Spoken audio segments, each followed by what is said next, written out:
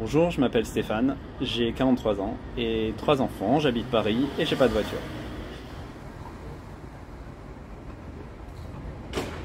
Alors, je vis sans voiture pour plein de raisons différentes. D'abord, pour avoir le choix de mon mode de déplacement et l'avoir à chaque fois. En fonction des trajets que je fais, j'ai toujours le choix entre prendre un TGV, un train de banlieue, éventuellement louer une voiture si j'ai vraiment besoin.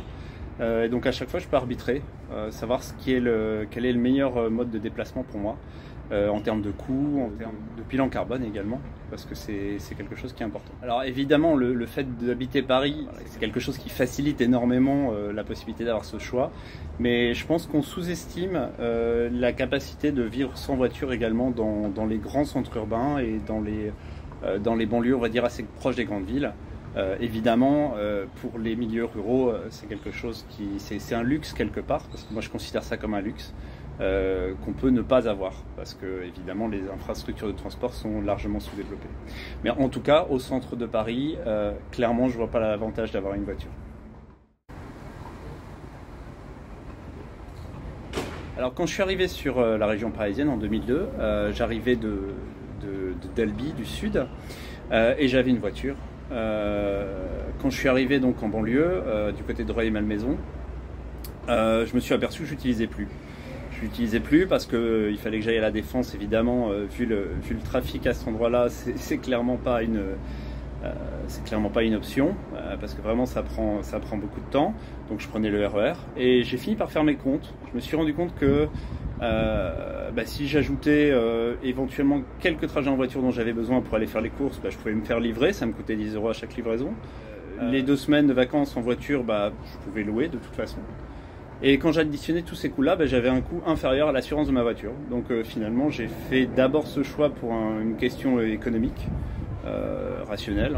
Dans une zone où il y a des transports en commun, la location de voiture, c'est quelque chose qui peut éventuellement permettre de pallier l'absence de voiture, mais surtout, il y a tellement de transports en commun pour aller en ville, pour aller entre les villes avec le train, le TGV. Voilà, et à l'époque, je prenais encore l'avion, ce qui n'est plus le cas aujourd'hui. Les avantages, c'est toujours ce choix, c'est-à-dire avoir toujours ce choix du mode de transport, y compris celui de la voiture, parce qu'aujourd'hui il y a des systèmes d'autopartage qui sont très efficaces. Avoir le choix aussi de prendre les transports pour des raisons écologiques, et également des voitures électriques si jamais j'ai besoin de faire un trajet et que je souhaite le faire également de manière un peu plus écologique qu'avec une voiture qui fonctionne aux énergies fossiles. J'ai 3 enfants. À chaque fois que il y a eu un petit dernier, un petit nouveau, alors la grande a 15 ans, donc ça fait quand même quelques temps, les gens m'ont dit mais maintenant t'arrêtes tes bêtises, tu vas acheter une voiture, il faut une voiture familiale. Et à chaque fois on s'est dit avec mon épouse, non, on peut très bien avoir une vie de famille à Paris sans voiture, ça paraissait tellement ahérissant aux gens. Donc des difficultés, pas vraiment en fait, parce que on achetait des poussettes qui passaient les portiques des métros et puis on a emmené des maxi cosy Lely parapluies à l'époque qu'on mettait dans les trains ou dans les TGV. Voilà, ça a permis à nos enfants aussi de grandir avec ce transport du train un peu qui était prépondérant dans nos modes de transport.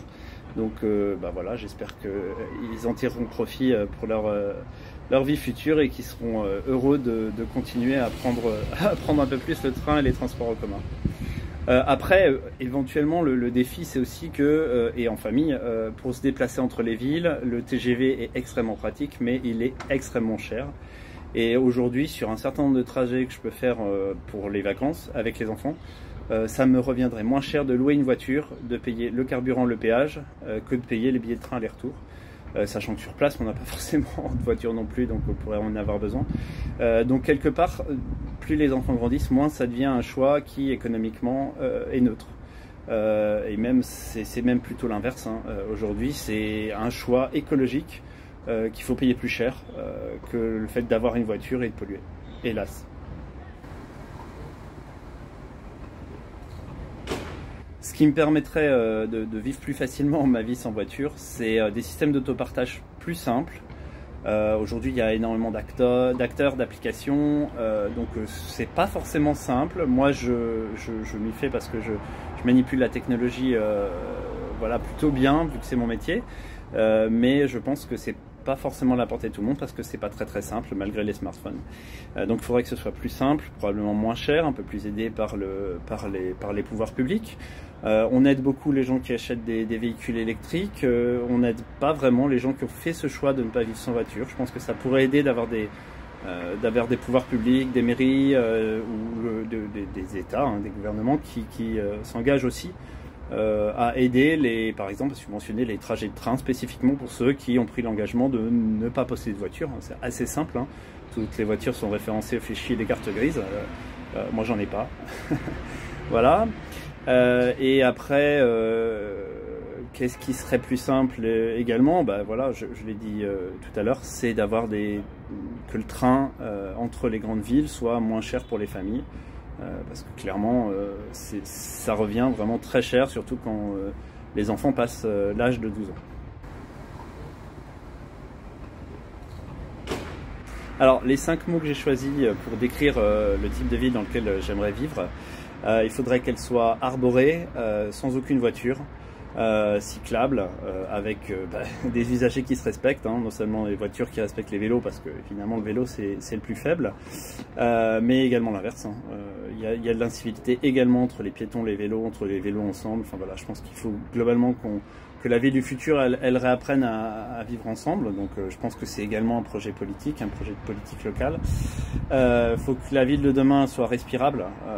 Clairement aujourd'hui dans les grandes villes il y a énormément de pollution, ça fait des morts prématurées et malheureusement dans les quartiers en précarité. Et la ville de demain pour moi elle est reliée aux milieux ruraux, à la campagne, parce que les citadins ont peut-être plus besoin que les autres de se ressourcer, d'aller prendre l'air, et évidemment dans le respect des gens qui n'ont pas fait ce choix d'habiter en ville.